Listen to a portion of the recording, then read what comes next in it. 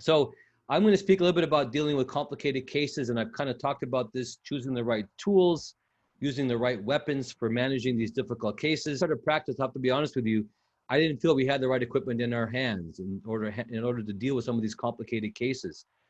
Very shortly, we started developing newer technologies like micro instruments to work through small incisions, taking advantage of closed system maneuvers, using the fulcrum of the incision to maneuver inside the eye with graspers, with scissors, with forceps.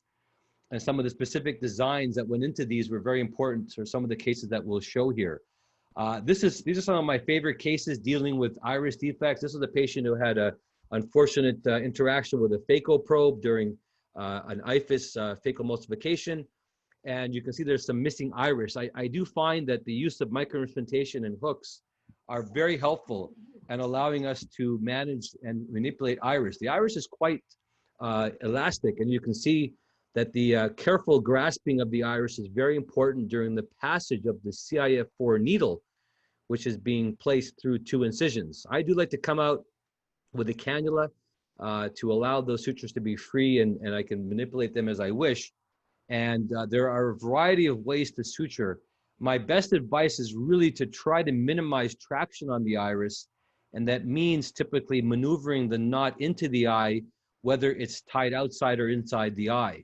This is an example where I'm using a modified mechanical technique, bringing both ends out of the eye and using a micro tire. This is a micro tire. It's a smooth tip platform, a miniaturized time forceps to tie outside the eye and then push the knot into the eye. Slide it into the eye. It's a very simple approach. One of my former fellows called this the Ahmed approach because it's a combination of mechanical and Ahmed in some ways, but whatever you want to call it, you can see that the micro forceps really allow us to carefully manipulate and bring the knot into the eye while pulling outside the eye as well. And then we can externalize it. I do like to lock these sutures, whether you do a non-locking or a locking approach. I think these are all ways that you can use micro tying instruments to help. And it does help us, of course, to place multiple bites to close that defect. I think we take the time to place multiple knots here using tenoproline, which has been our preference, as I mentioned. Micro scissors, very helpful. You know, don't bring a huge scissor into the eye to cut and manipulate the incision and create a traction onto the eye. A micro scissor helps us to do this. Again, trimming iris tissue, very helpful to have 2 hands in the eye to do this. And here I'm just going to show a technique of micro tying inside the eye. This is another approach that could be used. I find this, of course, does of course require a lot of dexterity and the understanding of closed system micro instrumentation in the anterior segment. But the advantage is really we have everything in front of us here. Just like we suture outside the eye, there's no question or manipulation of sliding knots and everything else. And you can see how we come in and out of the eye as we need to do that.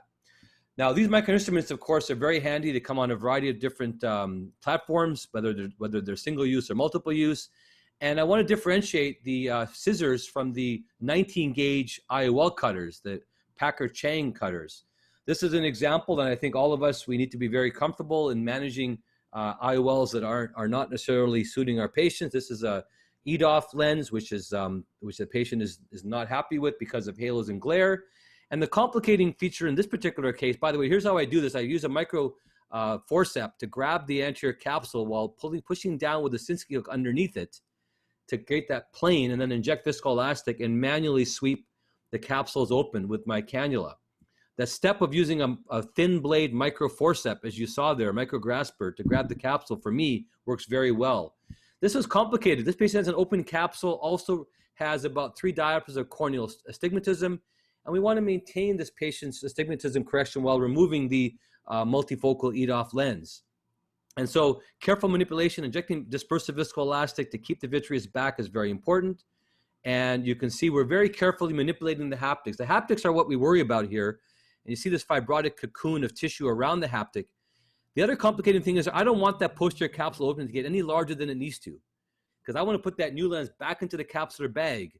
So one thing I'm doing is cutting off the haptic temporarily here so I can manipulate the entire platform here without putting traction on the capsule.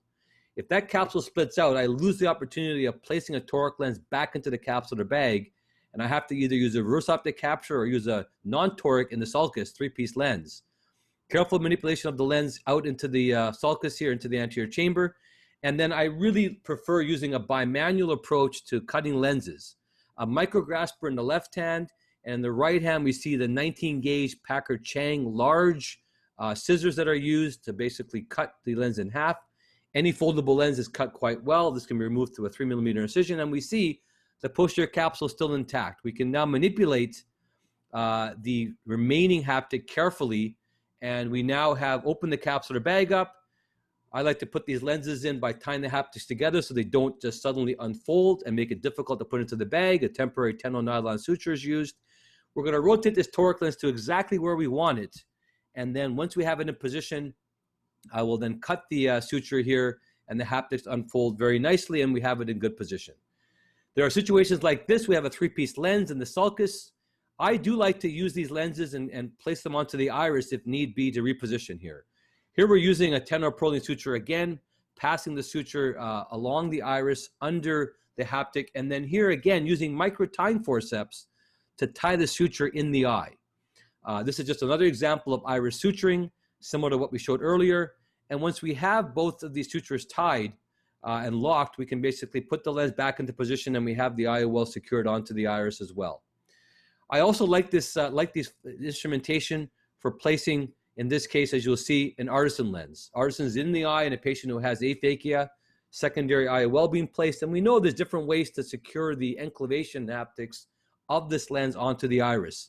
I like using, in this case, you'll see a micro tire in my left hand holding the lens and a micro forceps in my right hand to grab the iris. This is an alternative to using needles, an alternative to using vacuum here.